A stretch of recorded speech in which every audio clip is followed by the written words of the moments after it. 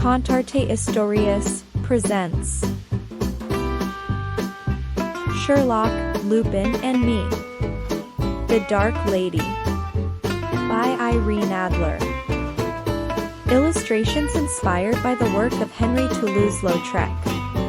Chapter 6. The Beach of Fear.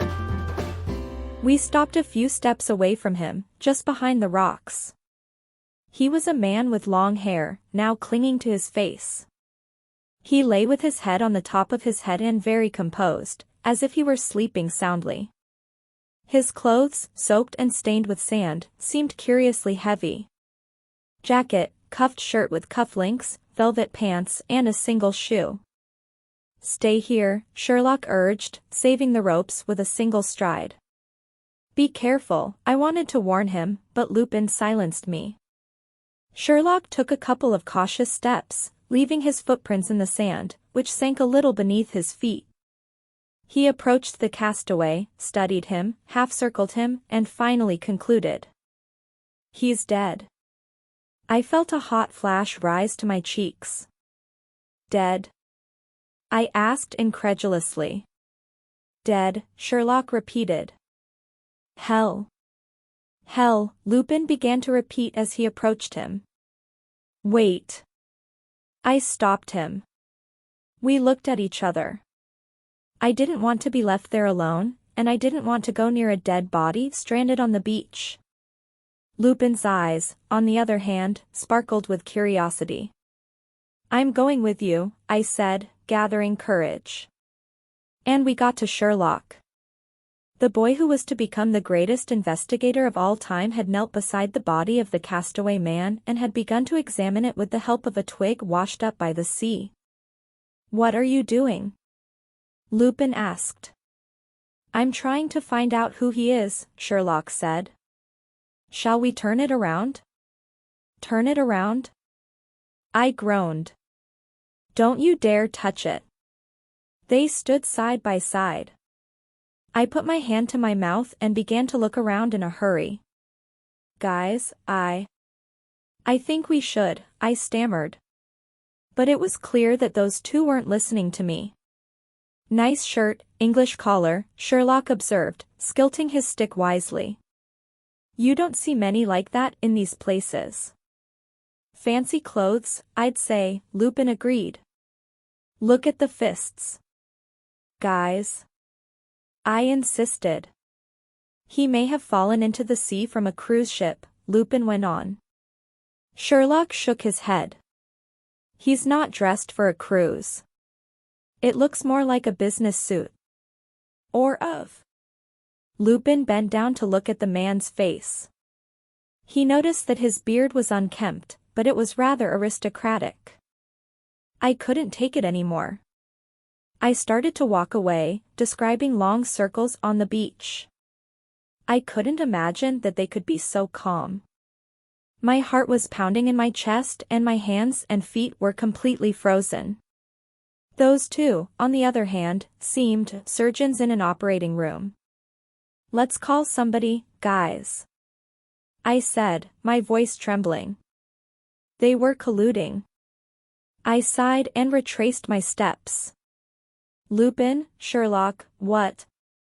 I saw that Sherlock had rummaged with the pocket of the man's jacket. As he did so, 2 thick stones and a wet piece of paper had come out, which Lupin turned. I put my hands to my mouth. The note read a phrase written in ink that had been faded by the water. "The sea will blot out my," Sherlock read. I took a step back, looked around again, and this time I saw that there was someone on the beach. It was a figure wrapped in a blue cloak that completely concealed his face. Its silhouette stood out against the line of trees that protected the path we had walked earlier that afternoon. And he seemed to be looking precisely in our direction. Fear swept over me like a wave. I pointed to the figure and shouted with all my might. "Let's go." Lupin and Sherlock sprang to their feet. She wasn't sure if they had also seen the hooded man on top of the rocks, but my scream must have frightened them. The 3 of us began to run along the beach, as fast as we could, and did not stop until we reached the gate of the walls. Once there, we leaned against the still hot stone and let ourselves slide to the ground, panting. "What has passed?" Lupin asked when he caught his breath. "There was a man," I stammered. "A hooded man." Sherlock had closed his eyes. "A hooded man. It was on top of the rocks." "Are you sure?" I nodded, trying to breathe as well. "He was looking at us." "He would look at us and, to the dead." "The nameless man," Sherlock interjected. He opened his hand. He had taken the note from the castaway's purse.